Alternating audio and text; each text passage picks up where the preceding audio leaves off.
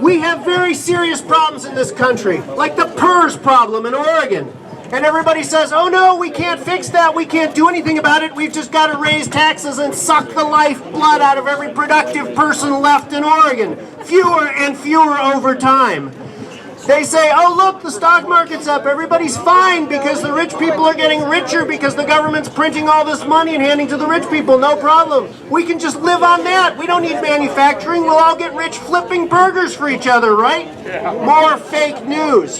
Do any of you believe all this stuff? No. So we start to wake up, and what does that make us when we wake up? It makes us deplorable. Because if you wake up to the point where you realize that your own government has been screwing you for years, now you're a Nazi or an anti-Semite or a white nationalist or something like that, right? Yeah. Don't forget homophobe, bigot, racist. Our lying media wants us to believe that President Trump and all of his people are secret Russian agents planning to enslave us under a global communist regime, right? Any of you believe that?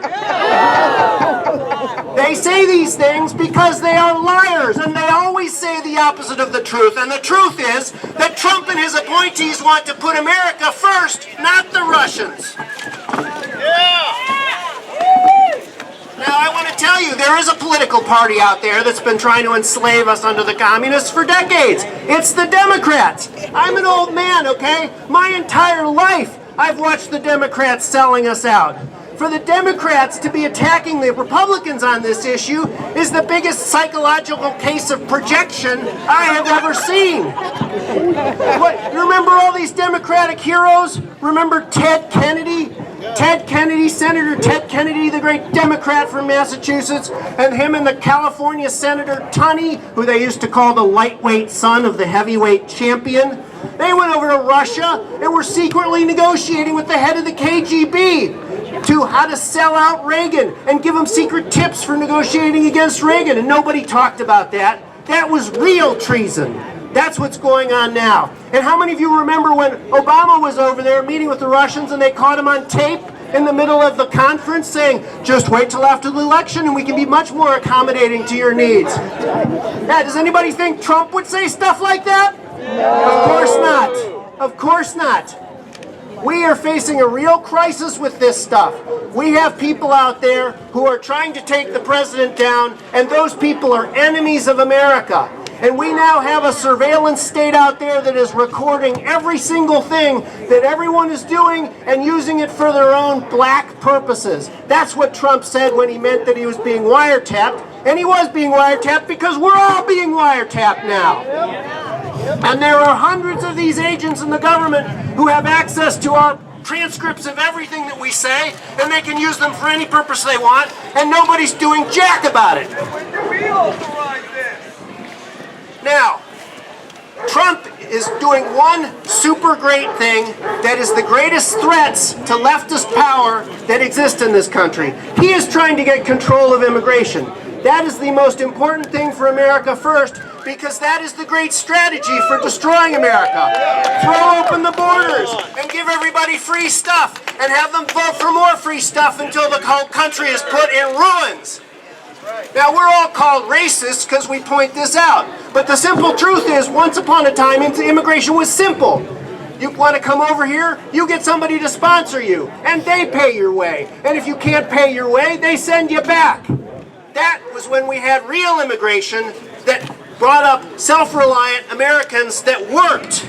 Most people are not against real immigration of real people who want to make jobs instead of sucking down money. And when Oregon's farmers needed extra people to pick the crops at harvest time, the Mexicans would come up and pick them, and then they'd go back. And we allowed that. But that wasn't good enough for the Democrats, no, because those people couldn't vote leftist.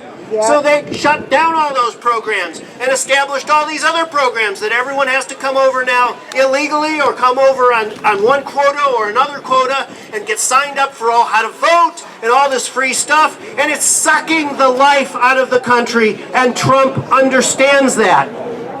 Now, it's not just, of course, the Democrat politicians that are doing this.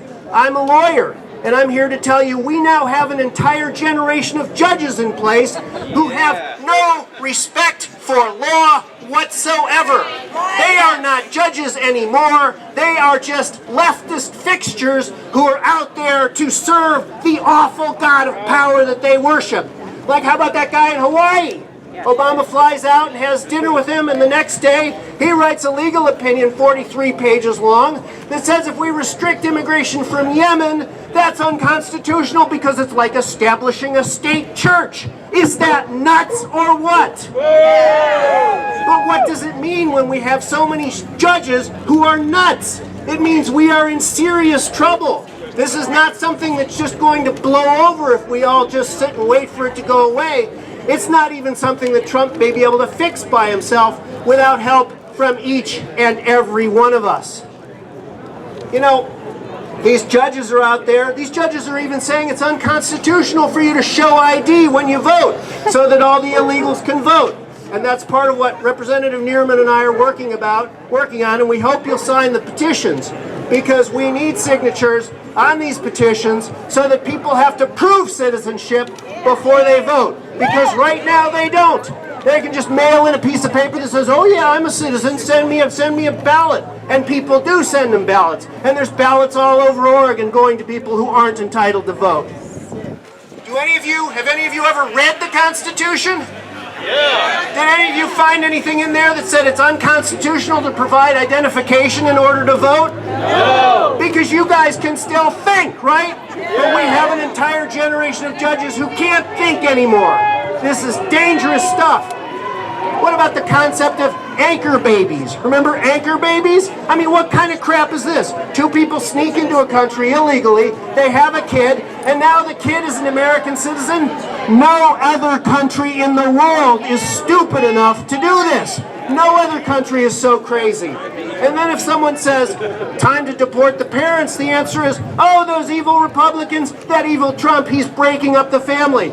What kind of family leaves their kid behind when they go back? Who's really breaking up the families here? It's not Trump. This is just ridiculousness. And it needs to be called out for the ridiculousness that it is.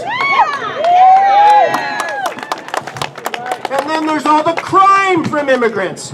The crime from immigrants. And these crazy judges love immigrant criminals. We have a judge in Multnomah County who, when informed that the illegal immigrant criminal in front of her was being stalked by the ICE agents out in the hall, let the immigrant go out the back door of the courthouse to escape the ICE agents. This is a federal felony of aiding and abetting an immigration violation. It is obstruction of justice, and it is something that makes that judge totally unfit for any public service beyond cleaning the toilet in that courtroom. But we have these judges, and these judges are diluting our constitutional rights to nothingness by saying that they apply to everyone. These judges think that if you're a goat herder terrorist out in rural Yemen, you have rights under the United States Constitution because they are nuts.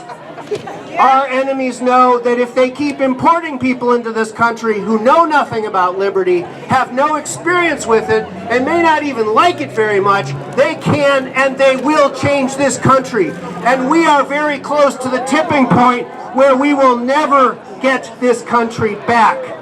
Our enemies are ruthless, they are determined, and they are dangerous. We are in a life and death battle for the future of this country, and that is what is drawing our enemies out here, because they know that Trump is standing up against the forces that are trying to destroy this country and turn it into some sort of subunit of some awful, evil global state. You know, those of you who are Christians, you ought to think back to the book of Genesis and the Tower of Babel. Because when God saw all these people building this global government, this Tower of Babel, he said, I've got to create nations and create languages, because if these people are all working together in one government like that, there is no end to the evil that they will achieve. And that is what these people out there are trying to do and trying to achieve, an evil global government. And the saddest part about all this is that many of those people sitting over there are all complaining about the rich and complaining about the 1%. At the same time, the rich and the 1%, like George Soros, are the ones paying them to be out there and create the very system that will enslave them too. They are so ignorant.